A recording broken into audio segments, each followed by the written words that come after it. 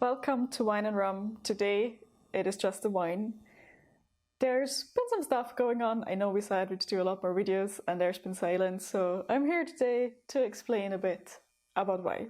But first of all, if you want to hear more about what it's like living in Ireland, things to do in Ireland, do make sure to subscribe and look at our other videos. Today I'd like to talk about redundancies in Ireland. It's not the most fun topic, but I do think it's worth talking about it. Like, we do a lot of videos on the channel where we try to highlight the positive things about living in Ireland, but we also want to make sure we talk about realistic things that might happen while you live in Ireland, and unfortunately one of those things is redundancies. This is the first time that I've been more involved with the process up close. I was aware they were happening at companies. I was previously bigger companies, a small company. It can come in different shapes, forms, sizes. So I thought it'd be good to just talk about my experience, just to let people know what a redundancy process might be like. Like, it might be different for you if it happens at your company, but just to share one experience, especially since tech layoffs is a big thing going on right now, and it would follow sort of a similar scenario to this probably. So let's talk about the actual redundancy process. It's called consultation. So there's two parts of the consultation. The first half is where you consult as the whole group of people who got the email that they may be impacted. And then the second half is individual conversations from each individual with HR or whatever representative of the business. So in the first half, the group consultation, what happens is, the scenario was, okay, now we have half the office, basically. All of us got an email that we may be impacted. So first of all, we had to kind of figure out who the other people are. So we started like a Slack group just to exchange information about the next step. So the next step was to elect, first nominate reps who will represent the group. So there was a certain number of reps we could have.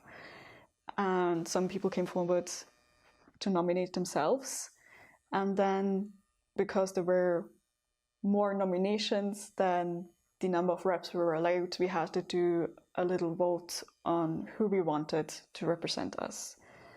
And after that, it's basically up to these representatives to represent the interests of the larger group. And like the basic idea is that you have some of the employees who are being affected in the sense that they might be the one losing their job, so they'll be motivated to try and bring up any concerns, questions people might have, make sure that the criteria for selection of who will be actually made redundant is fair and makes sense, and that also to negotiate the package for the people who will be eventually leaving.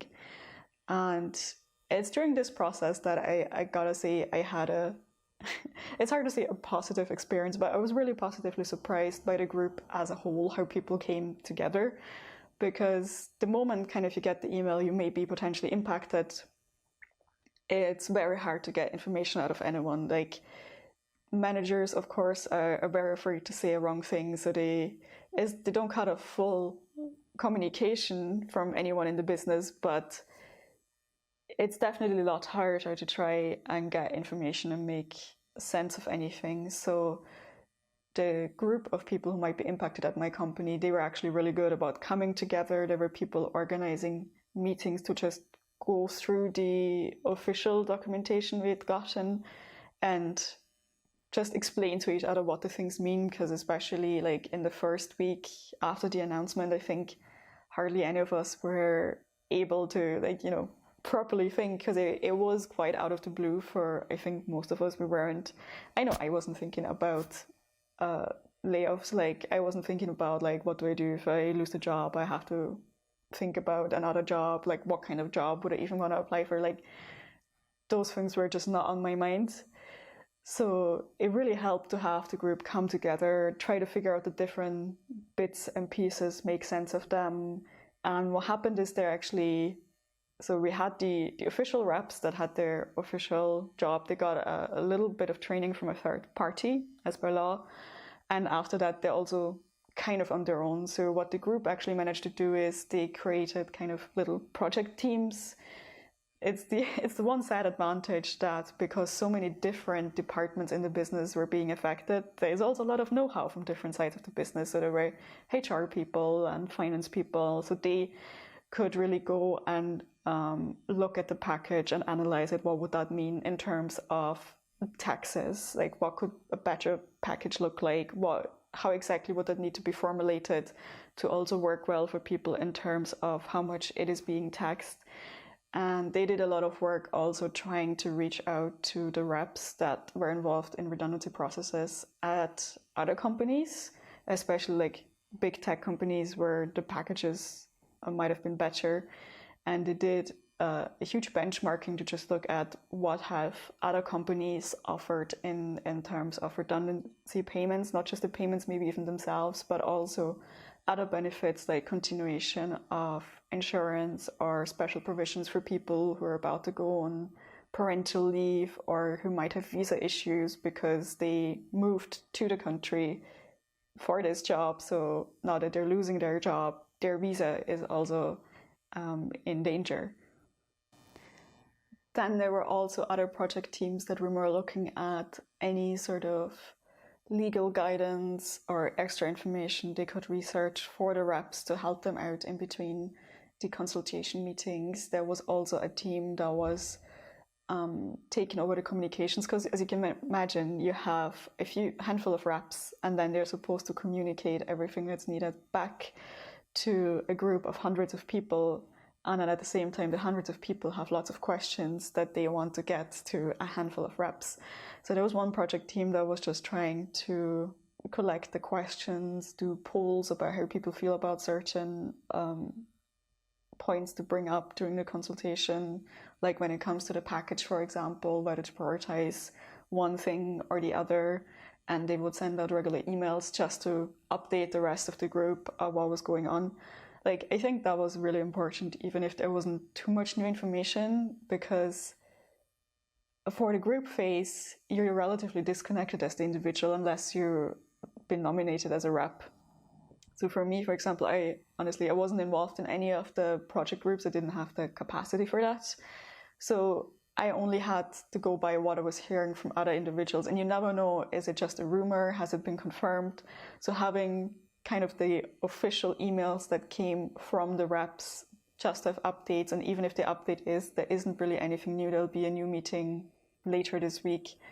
It was quite reassuring, I found, just to know that there are people working on this, and if there was anything important, I would have heard about it. So until I hear something new, I can try and not quite relax, but just, try and be a bit calmer about the situation, because of course, like, lots of people it'll affect quite negatively. Like, there's people with visa issues, people who were just really close to getting mortgages, people of all kind of circumstances of why there is even the thought of losing their job or there being the probability of it is super scary. And of course, in a high stress situation, there were a lot of rumors flying around, and without really much official communication from the business either, it's very hard to say and to really understand where do certain statements come from. Are they legit? Are they not? A lot of the times, also even the reps where it could just only say is like, this hasn't been confirmed to us by the business. We don't know for sure. It's all speculation. And I think that's maybe the hardest part, the speculations, because honestly, even I myself fell a bit into that, where you're trying to figure out, well, okay, these are the people with my job title who've been nominated. Which one of us is it, gonna be if it's 1, 2, 3, 4? I don't know how many from my teammates or people on other teams with my job title who would be finally affected. Like, there's so many different theories you can come up with how that decision is being made, and the one thing you'll know is most likely not going to be any of the actual theories you came up with. There's just no way to predict, really. So all you can do is really wait throughout the process. So in the timeline, it's now a month since we first got that initial email that there'll be layoffs. And that is about when the group part of the consultation ended. The reps, did their best to negotiate the best possible package and highlight lots of questions and concerns, especially from people with visa issues or who were about due to go on paternal leave. And after that process had been kind of wrapped up, we knew that there'd be about a third of us who'd received the initial "you may be impacted" email who will be moving on to the one-on-one consultations. So in the individual consultation, what happens is the sort of provisional list of people to be made redundant.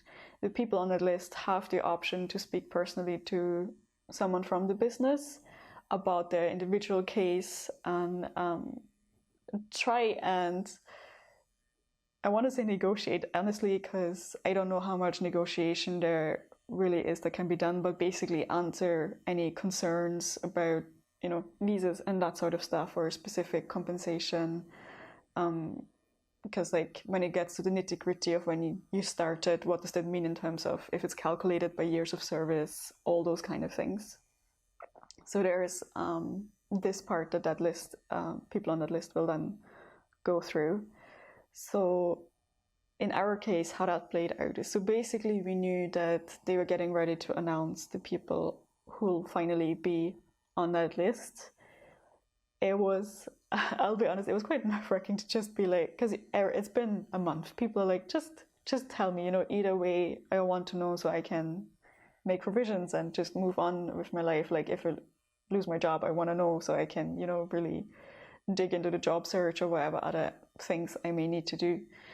So it was only late that one day that we got confirmation that the next day we would find out who's finally on the list. And honestly, I don't think anyone got work done that morning. One of the asks we had as a group of the business was to tell us maybe the hour or at least a time range when it would happen. That they signed out the emails. There was a rumor going around it would be 10 a.m. So of course people were sitting there from 10 a.m. just refreshing the emails.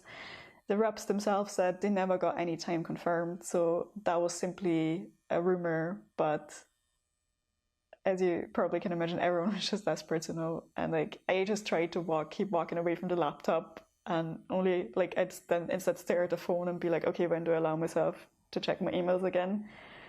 And that at 11 that day, they finally did send out the emails, and I got an email that provisionally I am no longer impacted. So honestly, I thought I'd feel a lot of relief in that moment, but actually what happened, I read that email 5 times and still wasn't sure if it meant what I thought it did, because there's been so much build up of do I still have a job, that when the email finally arrives that says, pretty certainly you do still have a job, I think it'll also take a while to sink in. It's been a week since then, and honestly I don't think it's fully sunk in yet, because it was just so much uncertainty from before. So my first thing after getting that email was, of course, to check with my teammates, because if I'm safe, provisionally at least, that very likely means one of them might not be. And that is in fact the case. So 2 of my teammates had to move on to the individual consultations. Now, I can't speak too much about that process because I haven't gone through it myself, but basically what they're looking at now is they're having the individual talks with representatives of the business to bring up any of their concerns. One part of the group consultation was also that the business came up with a list of alternative jobs that are currently open, because during this whole process there's also been the option to take voluntary severance.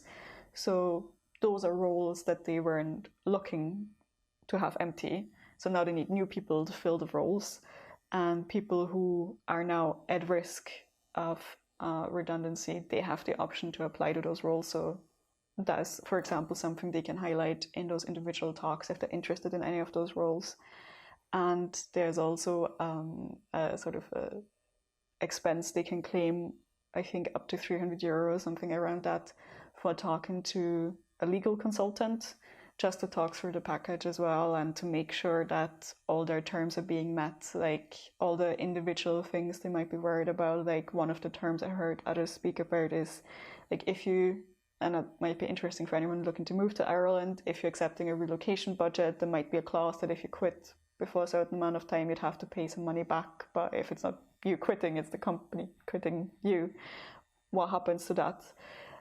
So those might also be questions, for example, if you're looking to accept a job in Ireland that requires you to move country, to just check those things before you sign the contract.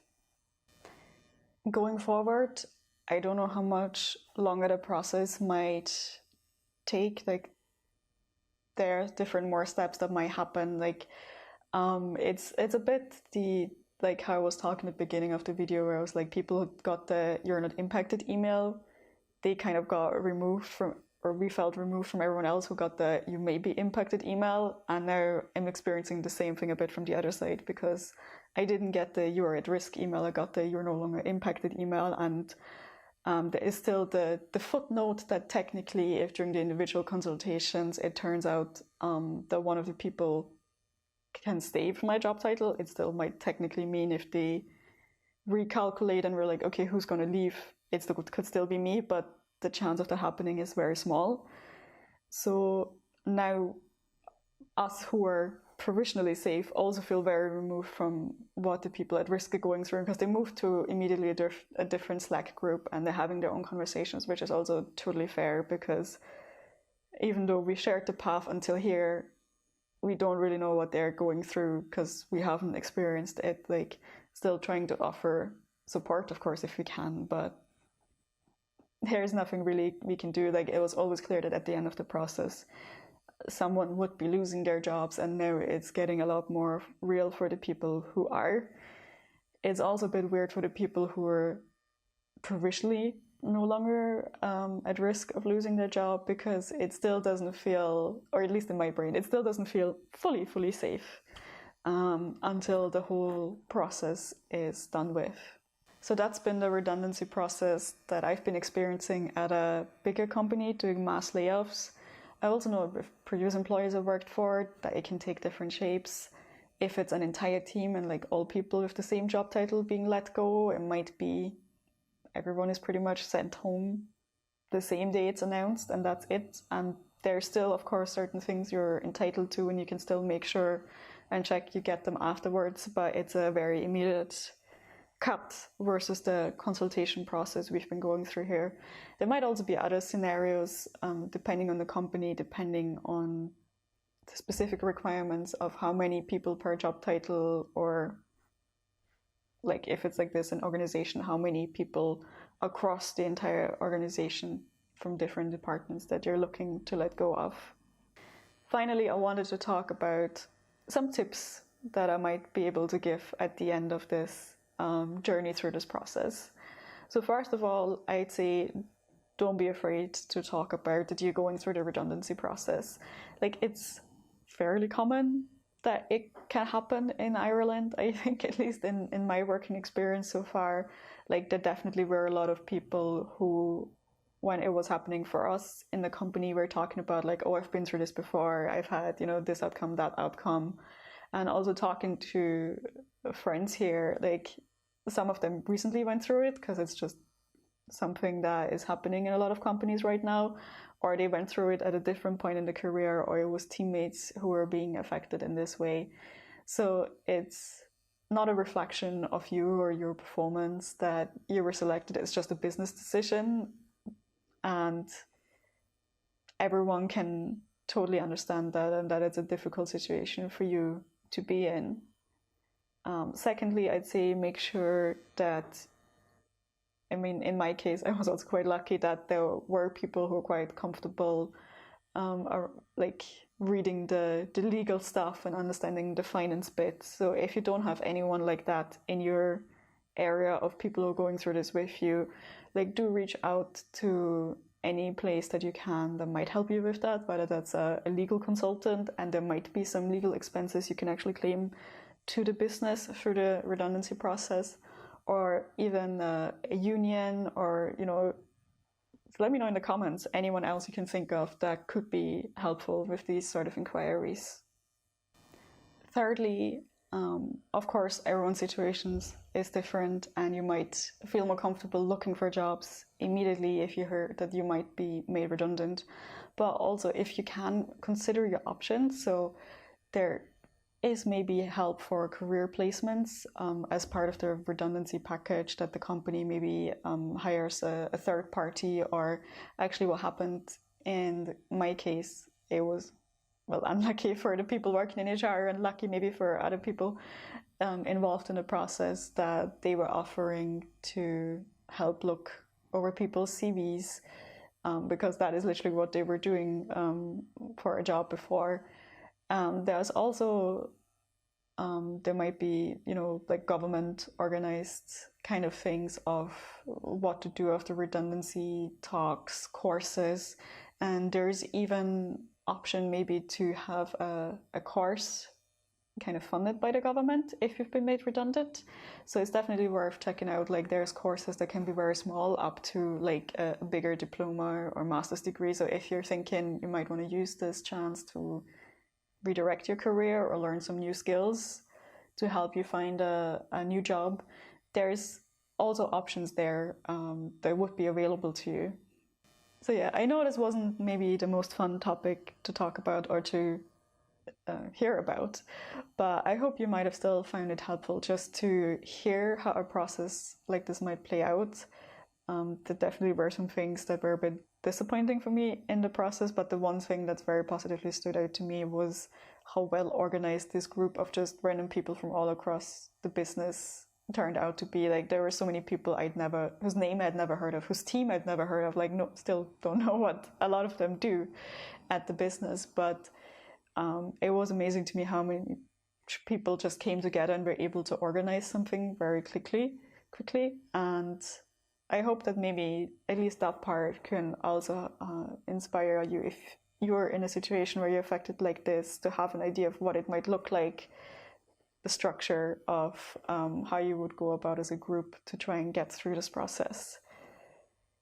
So make sure to comment any, of your own experiences, tips you might have if you've been in a similar situation, and make sure to subscribe. We usually do videos about more fun topics related to living in Ireland, and we are still planning on going outside more now that summer is coming and show off some cool places around the country.